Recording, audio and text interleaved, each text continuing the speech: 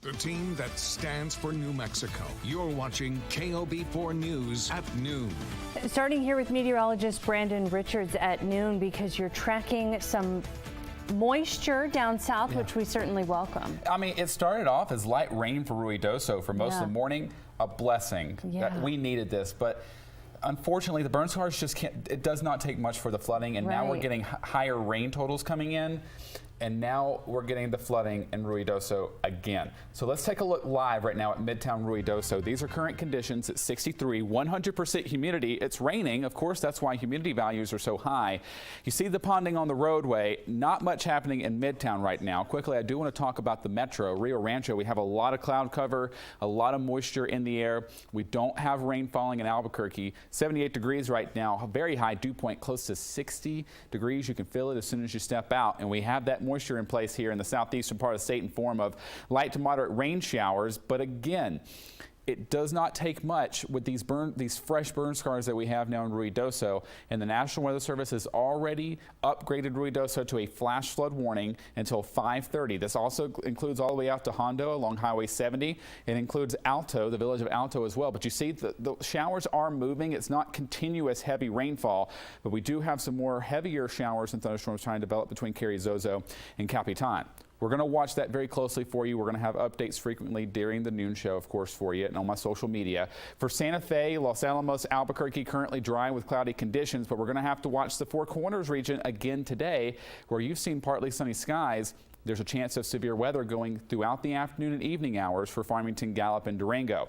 It's 79 in Farmington right now, 75 Santa Fe, 73 Roswell, 82 in Socorro, but again, we have a lot of moisture in the air. It's very tropical feeling, and that's why the showers and thunderstorms today can produce flash flooding very quickly, and we do have flood watches in effect. Your metro temps are in the 70s and 80s. Again, coming up in a few minutes, in about 10 to 15 minutes, we'll have another full report on your forecast. Danielle. All right, Brandon, thank you. So let's get on the wildfire watch now. Today, we have learned that the FBI is assisting state, federal, and tribal investigators working to figure out how the South Fork and Salt fires started in Ruidoso. The FBI is asking anyone with information that can help their investigation to call that number you see right there, 1-800-CALL-FBI. And now an update on those fires today. This map shows the burn areas for the South Fork and the Salt fires. South Fork is the larger of the two. Together, though, these have burned more than 24,000 acres, and they're still considered 0% contained.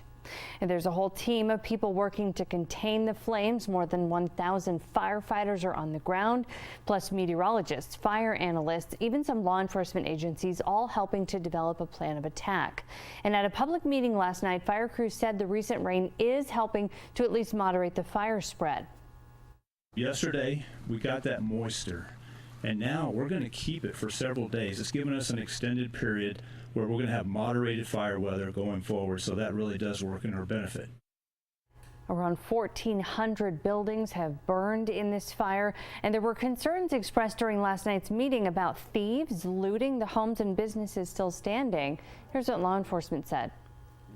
There were some concerns in the Alto area, various areas around the evacuated areas. We are coming across some people that are out there that shouldn't be out there, but we are not finding mass looting or anything like that. The undersheriff says that homeowners who are eager to check out their properties will still have to wait for now. The rain brings that real danger, as Brandon talked about, for flash flooding. Sandoval County Fire Rescue reported today that they've sent equipment and 3 technicians down there. AFR sent 2 technicians to help with rescue efforts. Ruidoso's Mayor Lynn Crawford says that efforts are underway to locate anyone who may be missing. These wildfires have caught the attention of our state's congressional delegation and President Biden. The president issued a disaster declaration, so that means federal money now frees up to help the wildfire victims. And according to FEMA, assistance can include everything from grants for temporary housing to home repairs, programs to help business owners recover.